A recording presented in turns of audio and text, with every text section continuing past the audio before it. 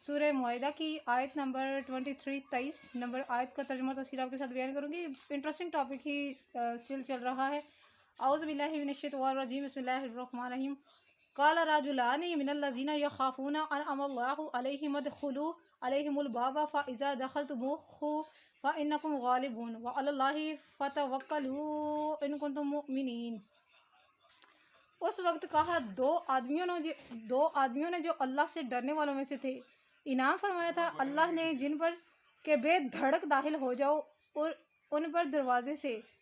اور جب تم داخل ہوگے دروازے سے تو یقیناً تم غالب آ جاؤ گے، اور اللہ پر بھروسہ کرو اگر ہو تم ایماندار سے مراد یہاں پر ایمان والے ہیں۔ اگر تم مومن ہو، اگر تم ایمان والے ہو تو اللہ پر بھروسہ رکھ کے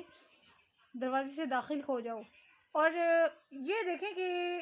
الحمدللہ رب العالمین ہمارا اتنا ظرف ہے، ہم اتنا کچھ کر سکتے ہیں کہ اس طرح کر کے اگر اللہ کا ایک حکم آتا ہے نا تو ہم انجام سوچے بغیر بے دھڑک کود جائیں گے، ہوا وہ میدان جنگی کیوں نہ ہو۔ جب اللہ تعالیٰ نے ان کو کہہ دیا تھا کہ بنا کسی ڈر کے، بنا کوئی خوف کھائے داخل ہو جاؤ، تو یہ لوگ کیوں داخل نہیں ہوئے تھے؟ کیونکہ اللہ تعالیٰ نے ان کے اوپر قیامت تک کے لیے لعنت مسلط کرنی تھی۔ اللہ تعالیٰ نے ان کو بدترین مخلوق قرار دیا ہے، تو اسی وجہ سے دیا ہے۔ یہ نکتہ چینی اور دائیں بائیں اور سارا کچھ یہ بہت زیادہ جو ہے وہ کیا کرتے تھے۔ یہ جو دو آدمی ہیں، ان لوگوں قال رجلان من الذین یخافون، یعنی کہ جو اللہ تعالیٰ سے ڈرنے والے تھے، ایمان والے تھے۔ ایک کا نام تھا حضرت، یہ نبی بھی ہوئے تھے، تو ان میں سے ایک کا نام تھا یوشع بن نون علیہ السلام اور کالب بن یوفنا۔ اس کا یوشع بن نون کا ذکر جو ہے وہ ہوا ہے سورۃ بقرہ میں، وہ جس نے کہا تھا کہ 100 سال تک اللہ تعالیٰ نے اس کو مردہ رکھا، اس نے کہا اللہ تو کیسے زندہ کرتا ہے۔ یہ موسیٰ علیہ السلام کے دور کا ہی نبی ہیں، رسول ہے، اس لیے جو ہے وہ ان کا ذکر جو ہے نا، یعنی کہ قرآن کریم میں اسی طرح کر کے نا سارا ذکر آتا ہے، کیونکہ سارا کچھ ایک ہی صورت میں یا ایک ہی ٹاپک پر نہیں ہو سکتا، یا ایک ہی سے بارے میں نہیں ہو سکتا۔ اس طرح سٹیپ بائی سٹیپ جو ہے نا ان کا وہ نزول ہوتا رہا آیات کریمہ کا، اور یہ ہم تک ایسے ہی الحمدللہ جو ہے وہ پہنچا ہے ہم تک۔ اس لیے تو ان لوگوں نے کہا تھا اپنی قوم سے کہ تم ان کو کافی ابھارا، کافی ان کو غیرت دلائی، تم لوگ نامرد ہو جو تم لوگ اللہ کے حکم پر قائم نہیں ہو۔ ہم تو موسیٰ پر اور موسیٰ کے رب پر ایمان لائے ہیں،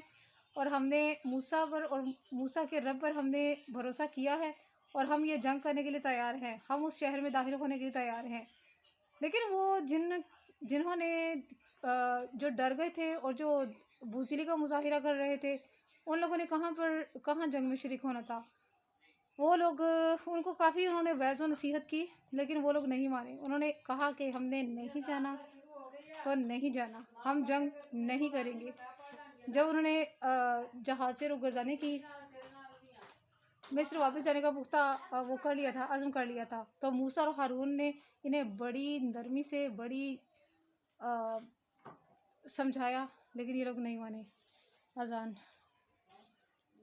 یہ لوگ وہاں سے چل پڑے تھے، لیکن وہاں پر پہنچنے کے قریب تھے کہ ان لوگوں نے کہا کہ ہم نہیں لڑیں گے، موسیٰ اور اس کا خدا نعوذ باللہ جنگ کرے ان کے ساتھ، ہم نہیں لڑیں گے۔ اور لڑنے کا ان کو ابھی تک وہ تھا نہیں، صرف داخل ہونے کا کہا گیا تھا۔ اور ظاہر ہے اگر جنگ کا اللہ تعالیٰ حکم دیتا ہے تو اللہ تعالیٰ نے جیسے ہماری ایمان والوں کی مدد فرمائی، ہر جگہ پر اللہ تعالیٰ ان کی بھی مدد فرماتا۔ لیکن وہ لوگ جو ان کے آج کل ان کے حالات ہیں نا، ان لوگوں نے نا انہی میں رہنا تھا۔ اور ایک اور ہے اس چیز میں کہ انہوں نے شارٹ کٹ مارا اور ان لوگوں نے کہا کہ ہم لوگ نہیں لڑیں گے۔ تو اس میں جو یوشع بن نون اور کالب بن یوفنا تھے نا، ان لوگ ایک تفسیر میں ہی آ رہا ہے، یہ تفسیر میں ہی نہ آ رہا ہے کہ ان کو ان لوگوں نے پتھر مار مار کر ان کو شہید کر دیا تھا، کیونکہ 300 نبی جو ہے ان کو شہید کر دیتے تھے، تو دو تو تھے ہی کم، یہ بزرگ دونوں بہت نیک تھے، اللہ تعالیٰ نے ان کی قرآن کریم میں پیشن گوئی کر دی ہے، آپ دیکھ لیجئے۔ اب کیا بات ہے کہ جنگ بدر کے دن صحابہ کرام نے خوب جانصاری کا نبی کریم صلی اللہ علیہ وسلم کے سامنے مظاہرہ کیا،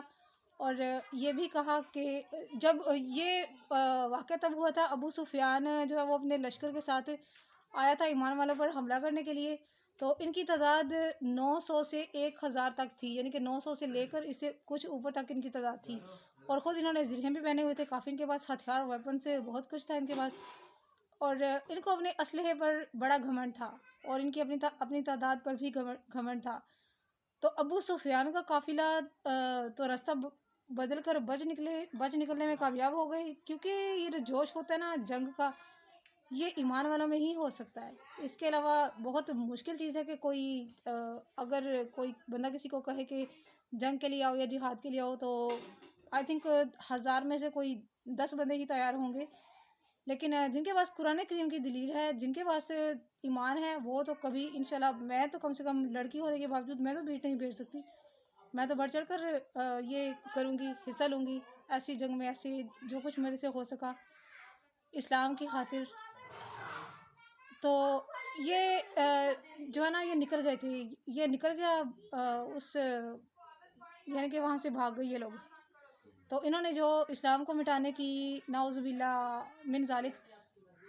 کو مٹانے کی انہوں نے کوششیں کی تھی، وہ ان کی رائے گاہیں ہوئی۔ نبی کریم صلی اللہ علیہ وسلم کو ان حالات کا علم ہوا تو آپ نے صحابہ کرام رضوان اللہ علیہم اجمعین کے ساتھ اس معاملے میں مشورہ کیا، تو سیدنا صدیق اکبر رضی اللہ نے بڑی پیاری گفتگو فرمائی اور فرمایا کہ ہم لوگ آپ کے ساتھ ہیں، ہم لوگ آپ کے دائیں بائیں آگے پیچھے آپ کے ساتھ جنگ کرنے کو تیار ہیں، ہم لڑنے کو تیار ہیں۔ اسی طرح بعض دوسرے صحابہ کرام بھی تھے جن میں سے مہاجر اور نصارہ جو ہیں وہ تھے، تو آپ صلی اللہ علیہ وسلم نے دوران گفتگو فرمایا مجھے مشورہ دو، تو یہ انصار کے لیے نبی کریم صلی اللہ علیہ وسلم کا نا تھا۔ چنانچہ حضرت سعد بن معاذ رضی اللہ عرض کرنے لگے یا رسول اللہ، شاید آپ کا اشارہ ہماری طرف ہے، ایک آدمی بھی ہم میں سے پیچھے نہیں ہٹے گا، آپ ہمیں دشمن کے ساتھ جنگ میں لے چلے، ہمیں اس پر کوئی اعتراض نہیں، ہم تو جنگ میں ڈٹ جانے والے اور دشمن کے خلاف ثابت قدم رہنے والے ہیں، اللہ تعالیٰ ہماری جانثاری کے باعث آپ کی آنکھیں ٹھنڈی کر دے گا، اللہ کا نام لے کر چلے۔ تو آپ صلی اللہ علیہ وسلم حضرت سعد کے اس جذبے پر بہت مسرور ہوئے، اور یہ بات آپ صلی اللہ علیہ وسلم کو بہت پسند آئی۔ حضرت انس رضی اللہ سے روایت ہے کہ جب رسول اللہ صلی اللہ علیہ وسلم بدر کی طرف نکلے تو آپ نے مسلمانوں سے مشورہ کیا، سیدنا حضرت عمر فاروق نے مشورہ دیا، آپ نے پھر مشورہ طلب کیا، تو انصار کہنے لگے اے گروہ انصار، رسول اللہ صلی اللہ علیہ وسلم کی اس سے مراد تم ہی لوگ ہو۔ پھر وہ کہنے لگے یہ بات ہے تو سنیے، ہم اس طرح نہیں کہیں گے جس طرح بنی اسرائیلی لوگوں نے حضرت موسیٰ علیہ السلام سے کہا تھا، قسم ہے اس پاک ذات کی جس نے آپ کو حق کے ساتھ مبعوث فرمایا، اگر آپ ہمیں تیز بہتے ہوئے دریا کے بیچ میں بھی لے جائیں گے نا تو ہم آپ کے حکم کی تعمیل کریں گے، ہم دریا کے اندر کودنے کو تیار ہیں، ایون سمندر کے اندر ہم لوگ کودنے کو تیار ہیں، ہم لوگ پیچھے نہیں ہٹیں گے، آپ کا اور رب کا حکم ہو تو لبیک، ہم لوگ حاضر ہیں، ہم جنگ کرنے کو تیار ہیں، ہم اپنی جان کا نذرانہ پیش کرنے کو تیار ہیں۔ دوسری روایت میں آتا ہے کہ نبی کریم صلی اللہ علیہ وسلم نے اپنے صحابہ کرام سے دریافت کیا کیا تم جنگ نہیں کرو گے؟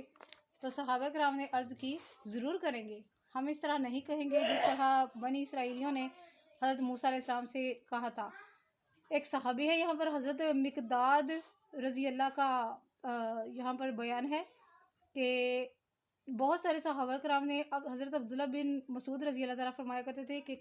میں نے حضرت مقداد کا ایک ایسا منظر دیکھا ہے، میری تمنا ہے کہ یہ مجھے نصیب ہوتا، اور یہ مجھے ہر چیز سے زیادہ محبوب تھا، وہ یہ کہ حضرت مقداد رضی اللہ بدر کے دن رسول اللہ صلی اللہ علیہ وسلم کی خدمت میں حاضر ہوئے اور عرض کرنے لگے